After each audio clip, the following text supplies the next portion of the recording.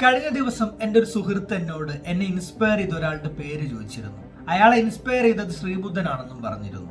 ഞാൻ ആ സമയത്ത് പറഞ്ഞ ഒരൊറ്റ പേര് അയ്യങ്കാളി എന്നായിരുന്നു, മഹാത്മാ അയ്യങ്കാളി. കാരണം ബ്രിട്ടീഷുകാരുടെ കയ്യിൽ നിന്ന് സ്വാതന്ത്ര്യം വാങ്ങുന്നതിനേക്കാൾ ബുദ്ധിമുട്ടായിരുന്നു നമ്മുടെ തന്നെ നാട്ടിലുള്ള ജന്മികളുടെ കയ്യിൽ നിന്നും ഇവിടുത്തെ ദളിതർക്ക് പഠിക്കാനും വഴി നടക്കാനുമുള്ള സ്വാതന്ത്ര്യം വാങ്ങുക എന്നത്. അന്നത്തെ കാലത്ത് അതിനുവേണ്ടി ഇറങ്ങിത്തിരിച്ച ഒരേ ഒരു മനുഷ്യനാണ് അയ്യങ്കാളി.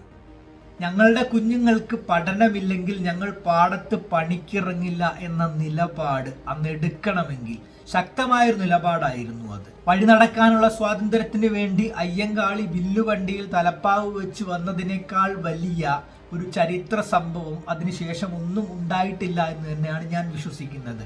ഇന്നും നിലനിൽക്കുന്ന ജാതീയത അന്ന് എത്രത്തോളം ഭീകരമായിരുന്നു എന്ന് നമുക്ക് കൃത്യമായിട്ട് ചരിത്രങ്ങളിൽ നിന്ന് നോക്കിയാൽ മനസ്സിലാകുന്നതാണ്.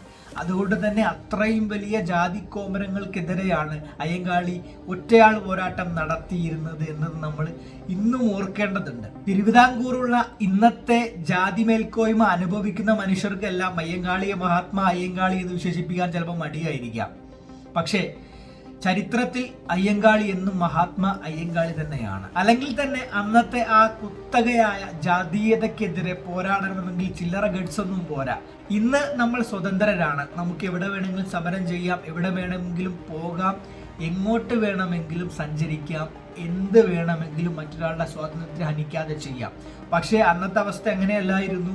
അതുവഴി നടക്കാൻ പാടില്ല, ഇതുവഴി നടക്കാൻ പാടില്ല, അങ്ങോട്ട് പോകാൻ പാടില്ല, ഇന്നയാൾ വരുമ്പോൾ ഇന്നയാളുകൾ മാറി നിൽക്കണം എന്ന തരത്തിലുള്ള നിലപാടുകളൊക്കെയുള്ള കാലത്താണ് അയ്യങ്കാളി എന്ന വ്യക്തി അതിനെയെല്ലാം തച്ചുടയ്ക്കാൻ വേണ്ടി ഒരു വില്ലുവണ്ടിയിൽ തലപ്പാവും ധരിച്ചു വന്നത്.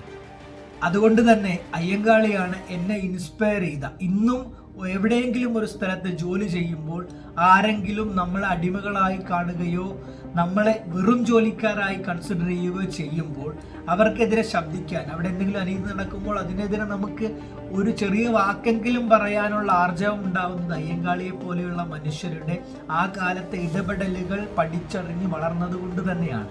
അതുകൊണ്ട് എന്നെ ഇൻസ്പയർ ചെയ്ത വ്യക്തി അന്നും ഇന്നുമെല്ലാം അയ്യങ്കാളി തന്നെയാണ്.